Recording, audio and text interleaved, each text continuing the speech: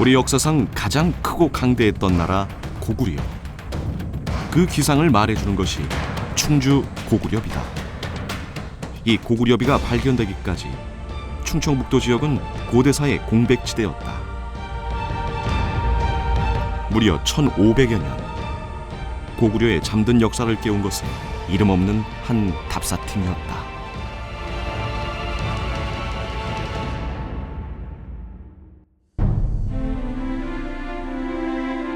충북 충주 지역은 삼국시대엔 백제 땅이었다가 고구려의 세력권에 들었던 지역이다.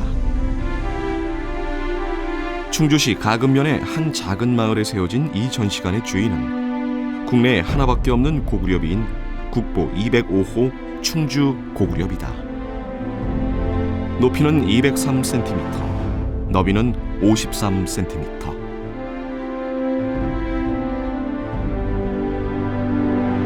(5세기) 말 고구려가 남한강 유역을 정복하면서 세운 이 기념비는 1979년 우연히 발견되기까지 평범한 농촌 마을인 입성리의 경계석으로 방치돼 있었다.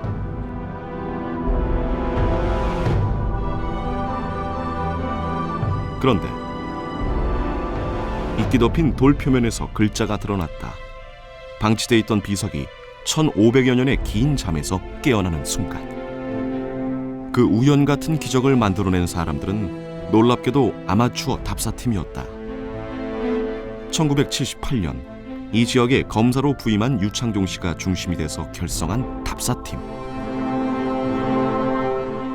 향토 문화, 특히 충주 중원의 문화가 한국의 한반도의 중심이면서 고구려 백제 신라의 접경 지역으로서 다른 지역과는 독특한 문화를 가졌으니까 전 지역을 12개로 나눠서 한 달에 한 지역씩 집중적으로 이렇게 답사를 다녀보자, 이렇게 해서 만들어진 모임이죠. 학생부터 교사, 검사까지 틈날 때마다 지역 역사를 찾아 나섰던 회원들은 고려 때 축조된 충주성의 성도를 발견했고,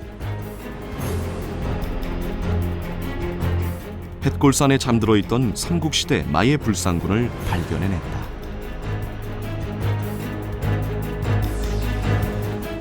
또 고려의 광종이 어머니를 기리며 지었다는 숭선사, 그 조사의 발판을 마련한 명문이 적힌 기와를 발견해냈다.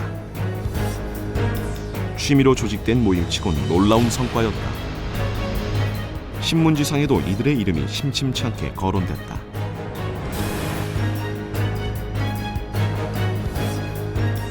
유적을 찾고 역사의 실마리를 풀어가는데 어느 정도 자신감이 생기자 이들에겐 공통의 목표가 생겼다. 이제 특히 우리가 관심을 가지고 제 신경을 써서 찾았던 것은 바로 진흥왕 순수비였어요. 왜냐하면 진흥왕은 저희가 중요한 지역을 점령하고 순행을 한 뒤에 순수비를 세우는 버릇이 있는 분인데, 중원 소경까지 이제 설치할 만큼 신라도 중시하던 곳인데 그곳에다가 비를 안 세웠을 리가 없다. 그러니까 진흥왕 순수비가 틀림없이 있으니 그걸 한번 찾아보자. 신라 역사상 가장 넓은 영토를 구축했던 진흥왕은 점령지마다 그것을 기념하는 척경비를 세웠다. 그렇다면 삼국 통일의 전략지였던 충주 지역에 그 흔적이 없을 리가 없다.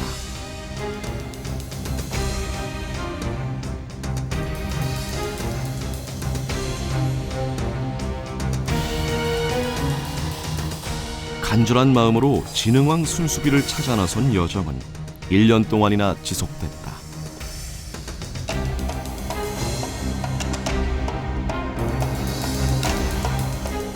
그러나 별 소득 없이 동호회는 1979년 유창종 검사가 타 지역으로 전근을 가게 되면서 진흥왕 순수비를 찾는 여정은 끝나는 듯했다.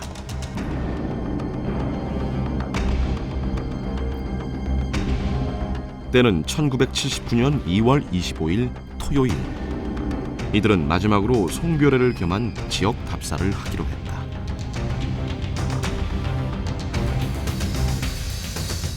신라 시대에 세워진 중앙탑을 비롯해서 근처의 석불 입상을 돌아보는 일정이었다.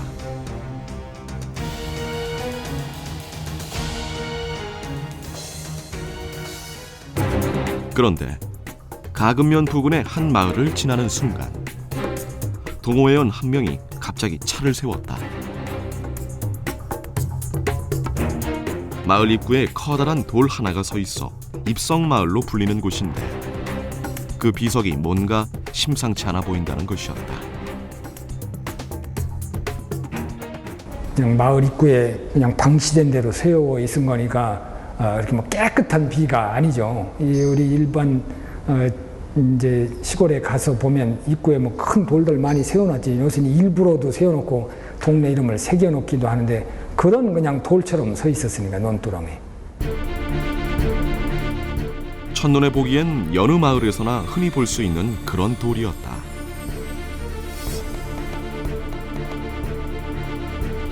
그런데 돌아서려는 순간 때마침 돌 위로 석양빛이 비쳤다.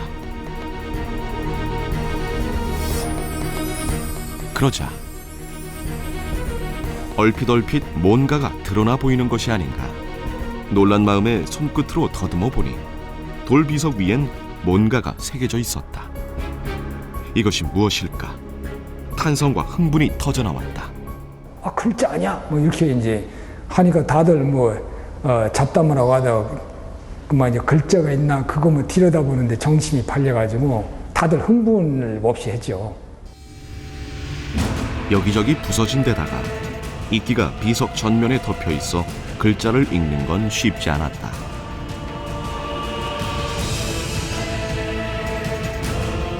그러나 드문드문 보이는 글자들 사이에 눈에 들어오는 두 글자가 있었다. 바로 태와 왕이라는 한 문자였다. 순간 그토록 찾아다니던 진흥왕 순수비임을 직감했다. 확신을 했죠. 그 확신을 한 이유는 우리가 아마추어긴 하지만 진흥왕 순수비를 본넬이 있잖아요. 크기도 보고 자연속 이렇게 대충 손질해서 비를 만드는 그런 형태이기 때문에 우리가 머릿속에 이미 진흥왕 순수비를 찾아야 되겠다는 선입견이 있는 데다가 그날 발견한 그 자연속을 좀 손질한 그 비 형태가 진흥왕 순수비하고 너무 닮았기 때문에 우리 초보자인 우리들은 그냥 볼 것도 없이 진흥왕 순수비라고 확신을 한 거죠. 의심의 여지도 없었다. 회원들은 곧바로 학계에 보고를 했고 그해 4월 7일 마을에 조사단이 도착한다. 낯선 이들의 방문은 조용하던 입성리를 들썩거리게 했다. 누군가는 치성을 들였던 돌이고 수해로 마을이 잠겼을 땐 떠내려갈 뻔했던 것을 다시 세워놓기도 했다.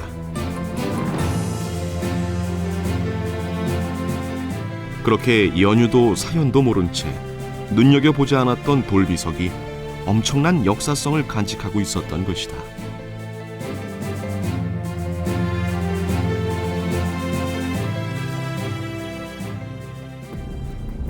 다음 날 아침, 본격적인 조사에 들어간 조사팀.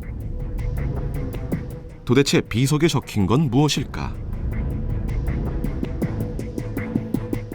갑작스런 비석의 출현에 판독은 시급을 다퉜지만 연구팀의 급한 마음에 제동을 건 건 오랜 세월 비석 위에 덮여있던 이끼였다. 앞뒤에 입기가 탁 파랗게 했어요. 그 물을 적셨을 때 파란색만 납니다. 이끼 때문에. 이끼가 그냥 뭐 겹겹이 있어가지고 그게 전혀 이것이 띄어지질 않아요. 그래서 손가락으로 손톱을 하다가 안 돼서 그다음에는 날카롭게 나무를 깎아서 그걸 가지고 하나하나 띄었습니다. 우리 여학생들이 혼났죠.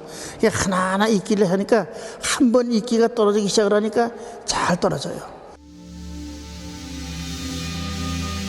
뜨거운 물을 부어 이끼를 불려가며 벗겨내는 작업이 계속되었다. 이끼가 한꺼풀 벗겨지고 속살이 드러난 비석 위에서 조금씩 글자들이 모습을 드러냈다. 하지만 글자라는 확신은 있지만 어떤 글자인지는 확인이 쉽지 않았다.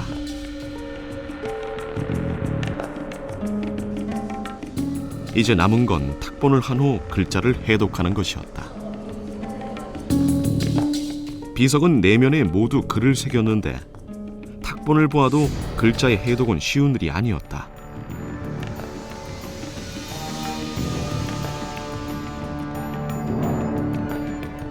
돌 자체가 워낙 마모된 상태여서 확실히 판독할 수 있는 글자는 50% 정도에 지나지 않았다.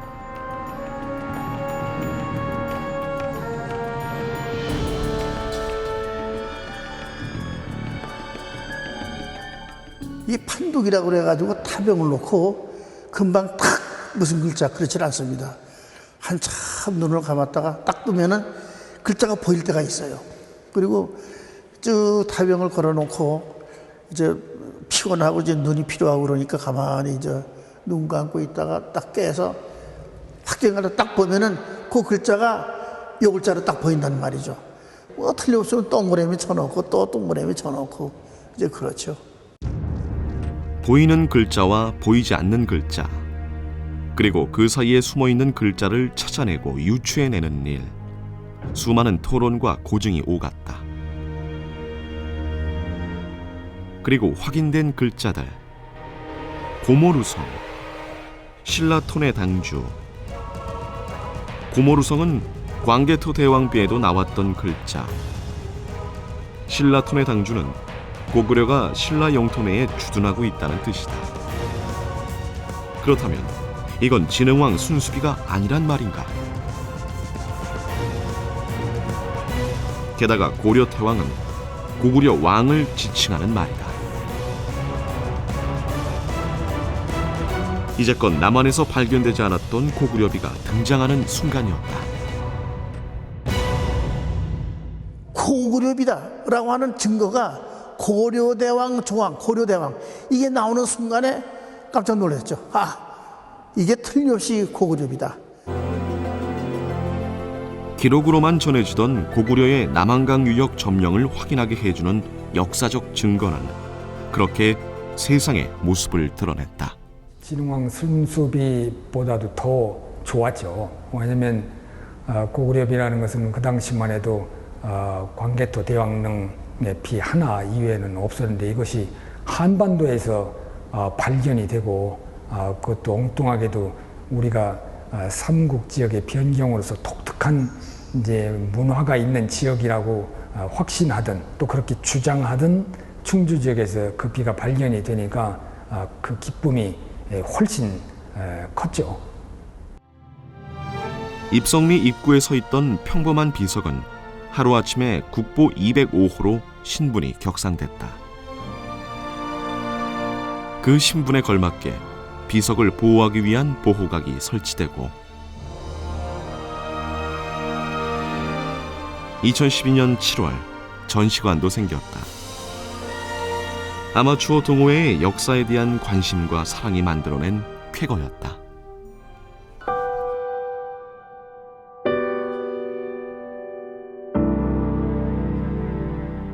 돌이켜보니 그 비석은 언제나 그 자리에 있었다. 그렇게 이름 없는 비석으로 1500년의 풍상을 견뎌낸 후에야 비로소 되찾은 이름, 충주 고구려비.